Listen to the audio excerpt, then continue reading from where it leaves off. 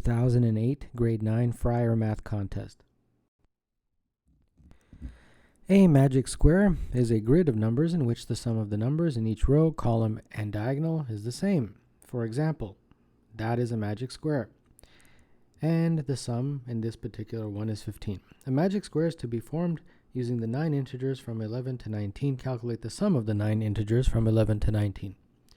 Well, 11 plus 12 plus 13 all the way up to 19, when you add up those numbers, it's 135. Determine the magic constant for this magic square.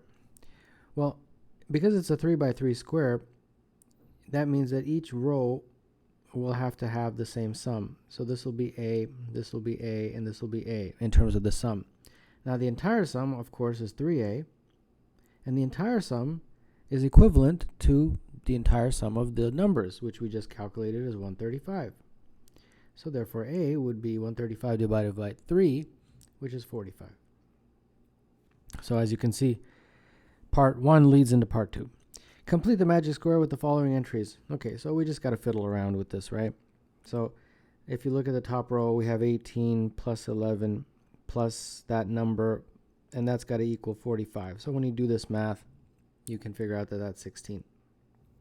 In a very similar way, if you look at that column, 16 plus whatever number that is, plus 12 is equal to 45. So when you solve for that, you get y equal to 17. And then you just keep going like this. If you look at this diagonal, 18 plus z plus 12 is 45. So therefore z is 15.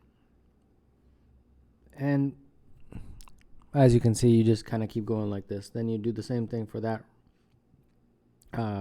row, same thing for that column, and then finally same thing for that diagonal.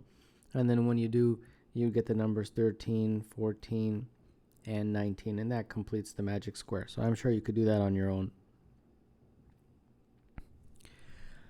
Part B, magic square to be formed with 16 integers from 1 to 16. Calculate the sum of the 16 integers from 1 to 16. So same thing, 1 plus 2 plus 3 plus dot dot dot all the way till 16.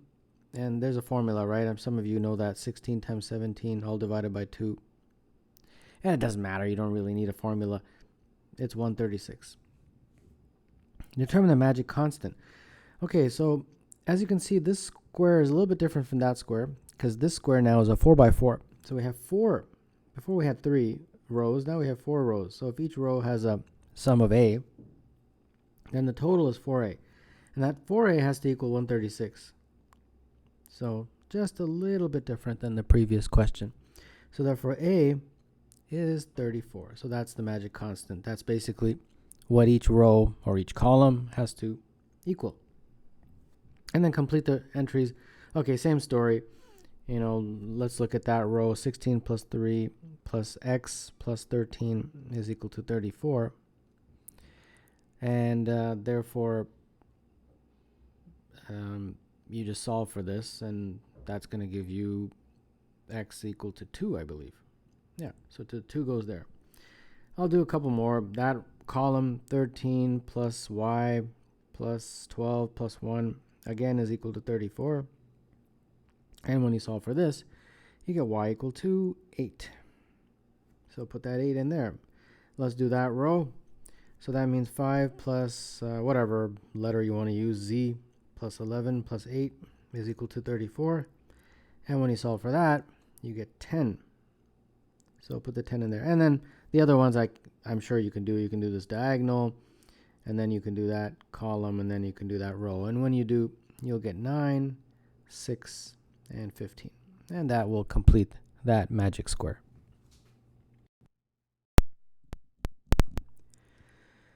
If a team won 13 games and lost 7, its winning percentage was 13 over 13 plus 7 times 100, which is 65%, because it won 13 of its 20 games.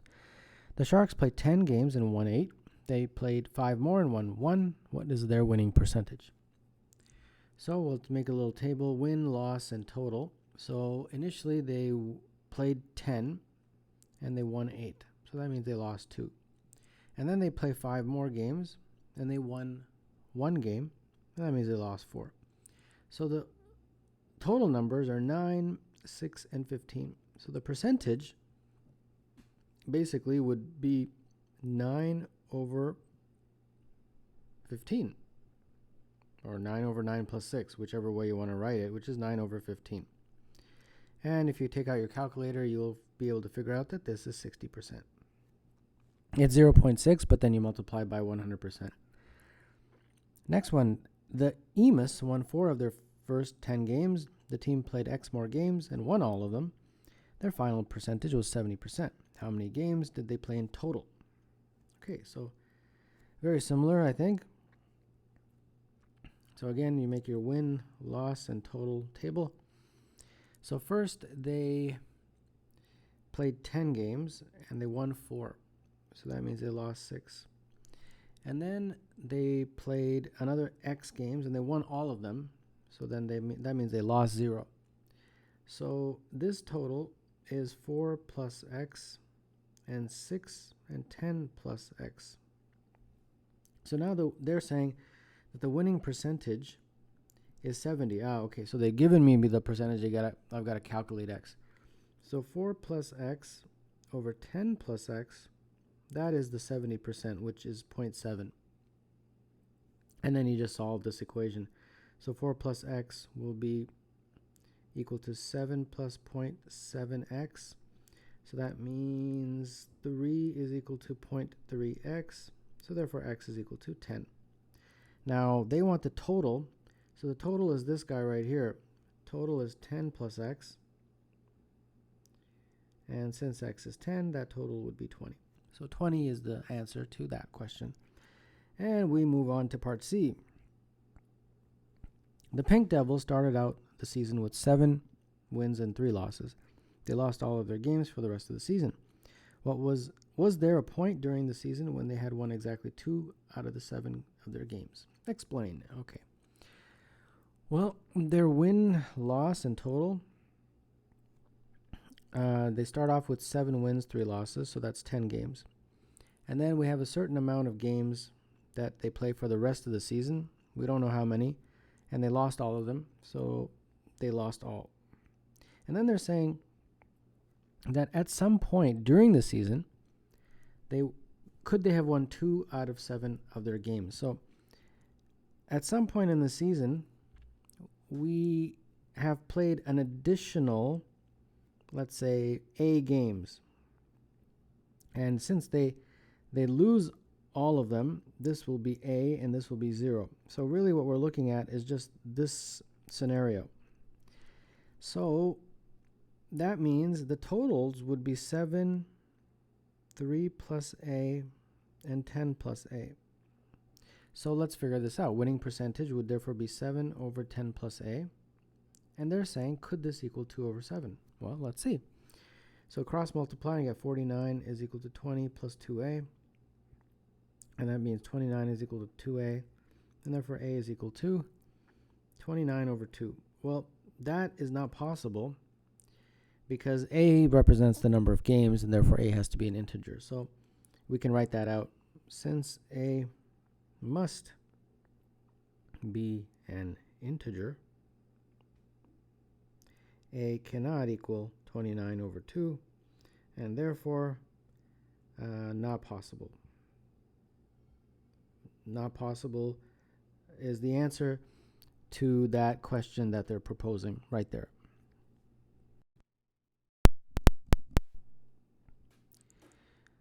Figure 1 shows a net that can be folded to create a rectangular box.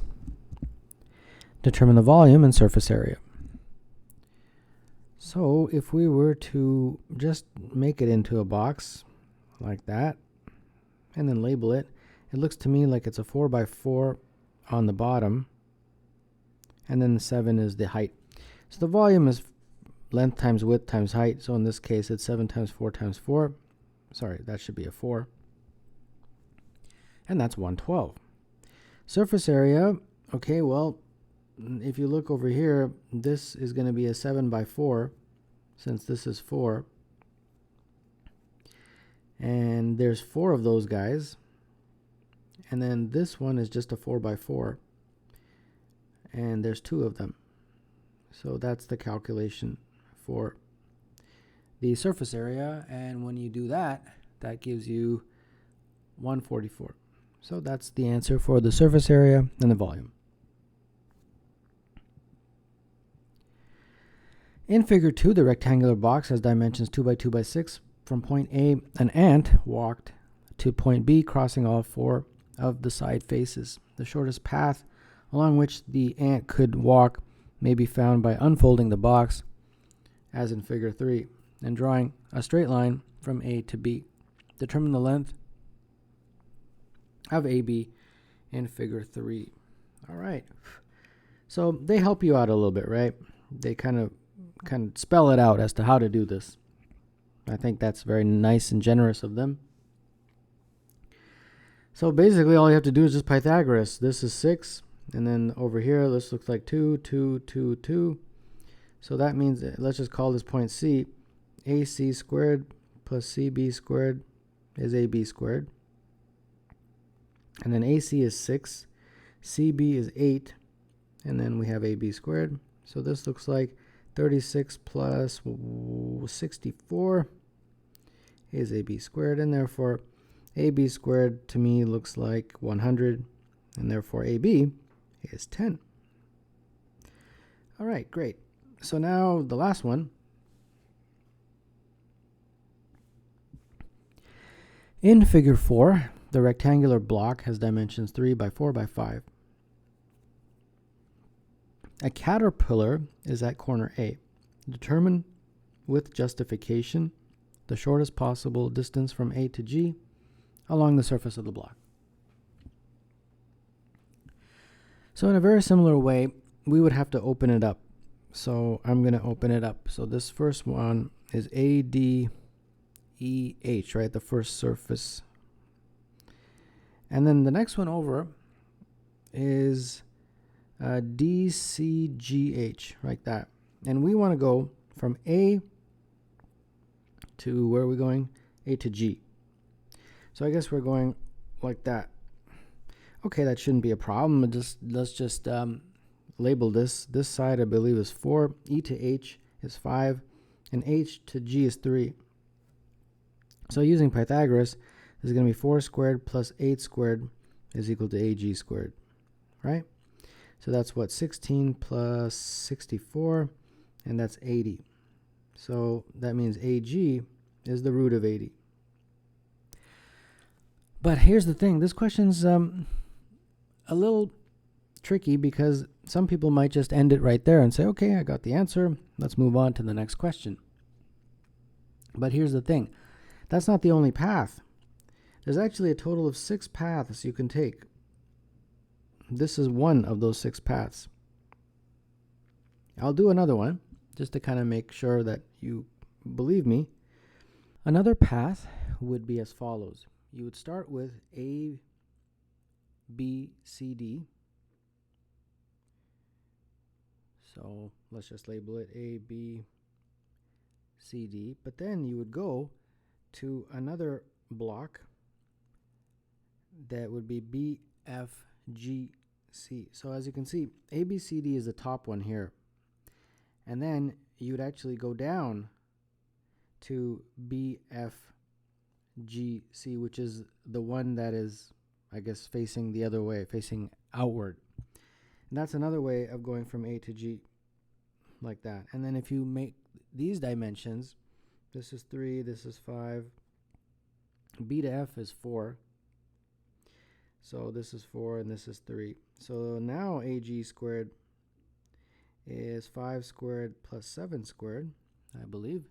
And that's 25 plus 49, which is 74.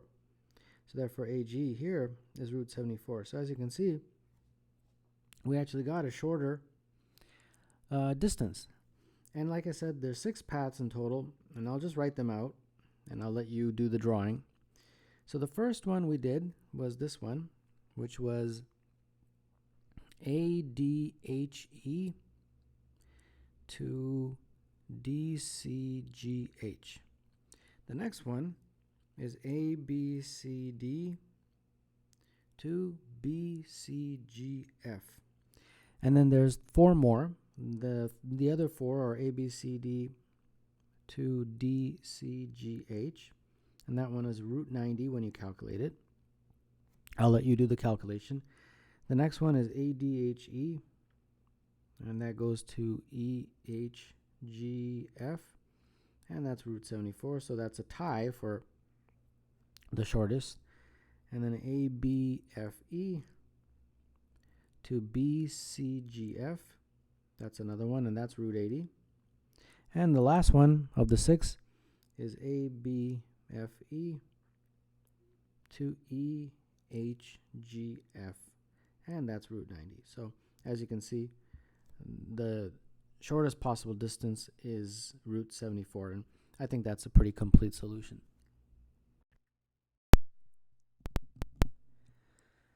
Number 4, when the first 30 positive integers are written together in order, the 51-digit number x is formed. A positive integer that is the same when read backwards or forwards is called a palindrome. For example, 12321 and 1221.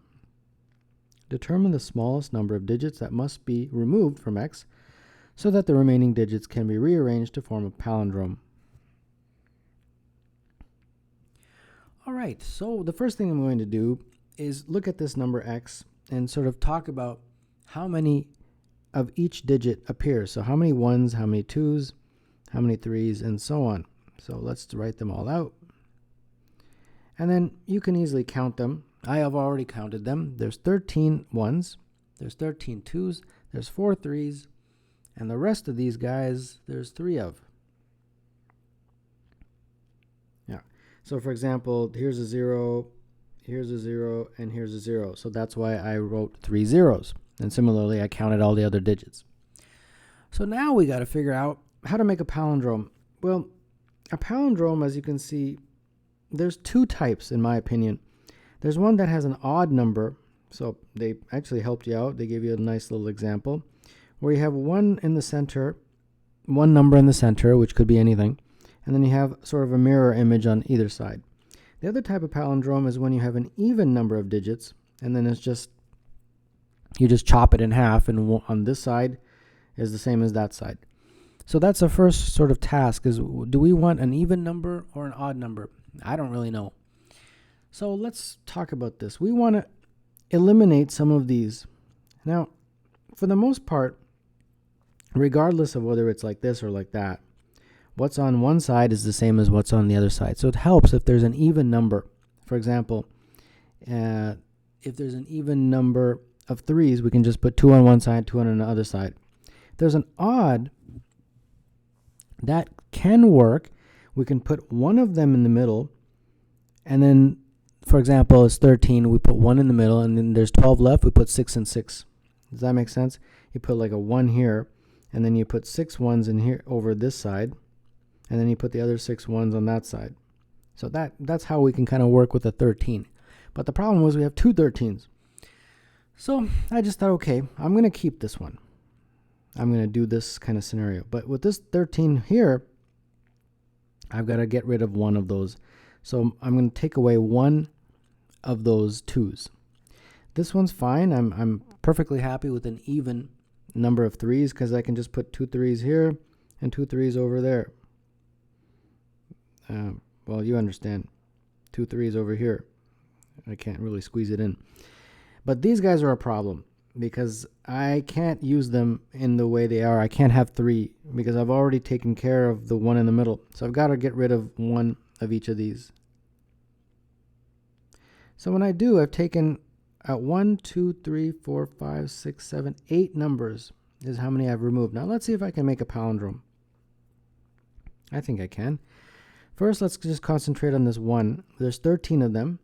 So I'm going to put 1 in the middle, and I'm going to put the other 6 on either side. 1, 2, 3, 4, 5, 6. Okay, so that takes care of the 1.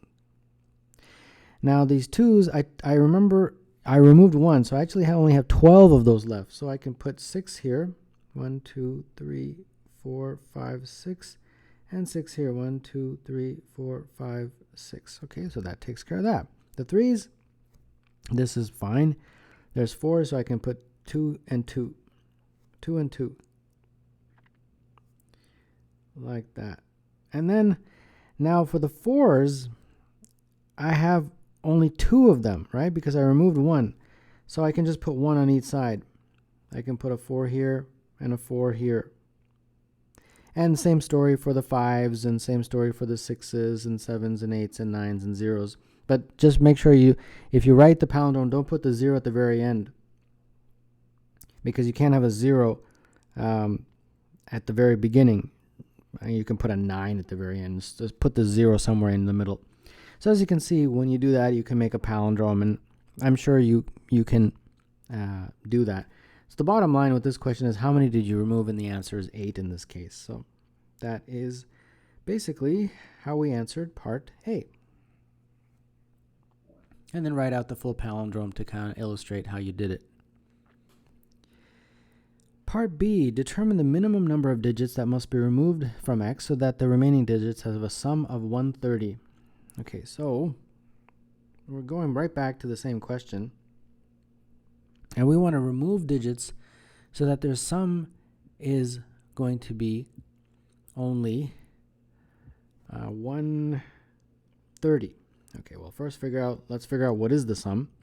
And I'm just going to use my table here. The sum is, well, I've got 13 of these 1's, plus 13 of these 2's, plus 4 of these 3's, and then 3 of each of these. 4 plus 3 times 5 plus 3 times 6 plus 3 times 7 plus 3 times 8 plus 3 times 9 plus 3 times the 0. And when you do all this math, you get a sum of 168.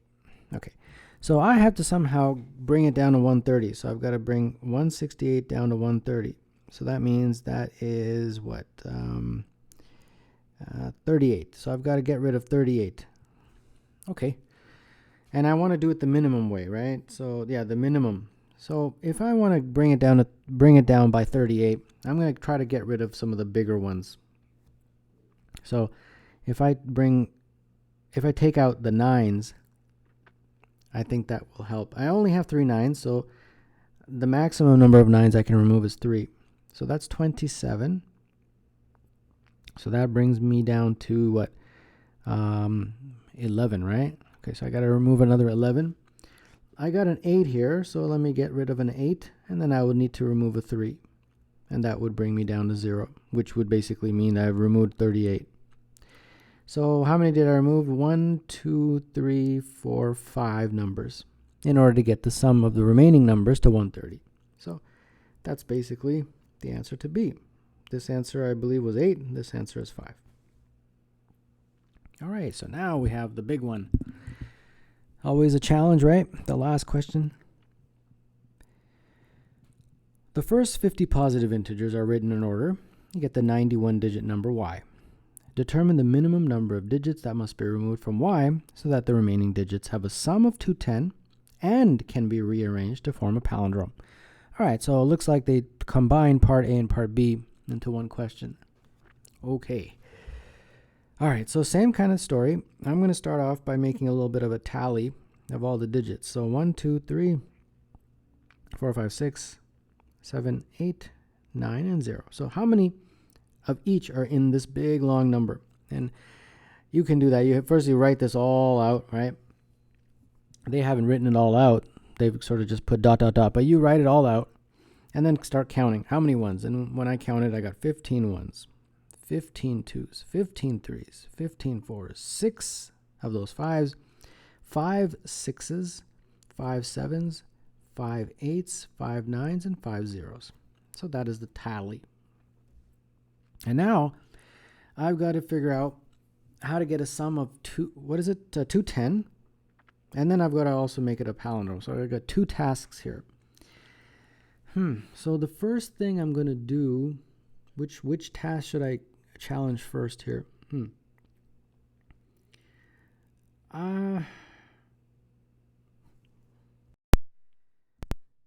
I'm not really sure which one to do first, but I'm gonna just do the sum first. Let's just see.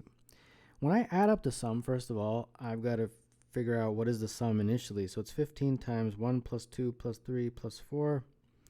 And this is the sum I'm calculating, the original sum. And then it's 6 times 5. Then it's 5 times all these guys.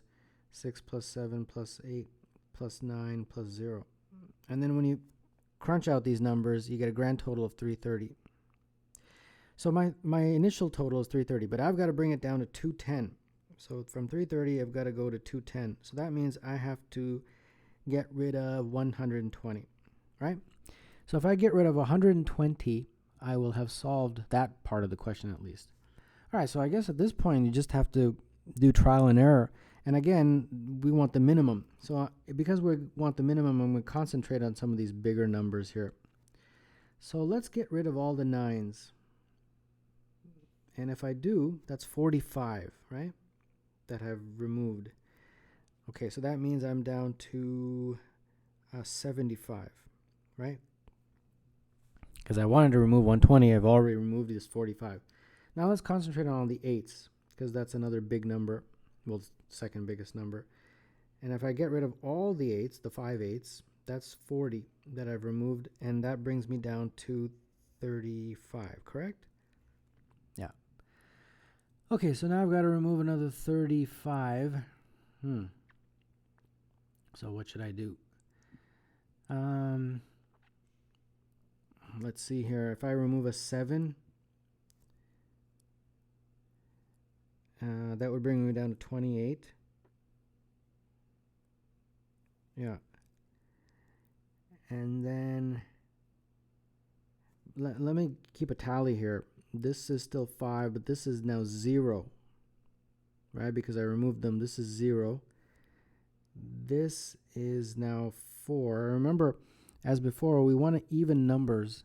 Even numbers are very helpful for us. We can have one odd number because we can put that guy in the middle, but the rest we need even. Otherwise, we won't be able to make a palindrome because remember, we have to make a palindrome.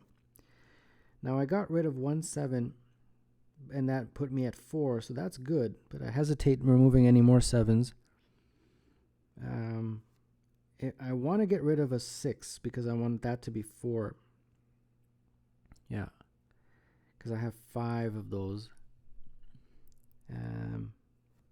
And let's see if I get rid of this one. I'll keep. Oh, these guys, I've got to get rid of at least one of these guys because those are 15s. I want to make them 14s because I need even.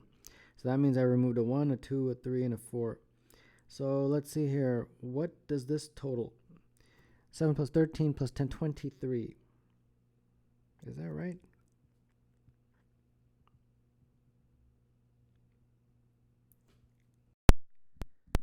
Yeah, it was 23. So it started off at 120. I removed 45. I got down to 75. I removed a 40. I got down to 35. Then I removed 23. And then now I'm down to 12. So how can I remove another 12? I can remove another 2 6s. And that would bring this down to 2. And there you go. That should do it. Yeah, that should do it because that's 12. And that means this would be down to 0. Got it. So as you can see, with a little bit of trial and error, I was able to do this. Yeah. Okay, not bad. Not bad. So now I've got to check it all to see if this all works. First of all, I started with the sum of 330, and then I removed these numbers, all these guys. So I removed 12, 23, which is 35, 35 plus 40 plus 45, that's 120. So I removed 120, so therefore I do indeed have a sum of 210 now. So that satisfies that criteria. Now, do I have a palindrome? Okay, let's see if I can make the palindrome. So I've got 14 1s, 14 2s, 14 3s, 14 4s, 6 5s, 2 6s, 4 7s, 0 8s, 0 9s, and 5 zeros. Okay, I'm confident I can make a palindrome because they're all even except the zeros. And since the 0 is odd, I'll put it in the middle. So 5 of those guys, right? Yeah. So this is sort of the center. And then everything kind of works around that. I don't have any 9s, so I don't need to worry about that. I don't have any 8s. I've got 4 7s, so I put 2 7s here, 2 7s there.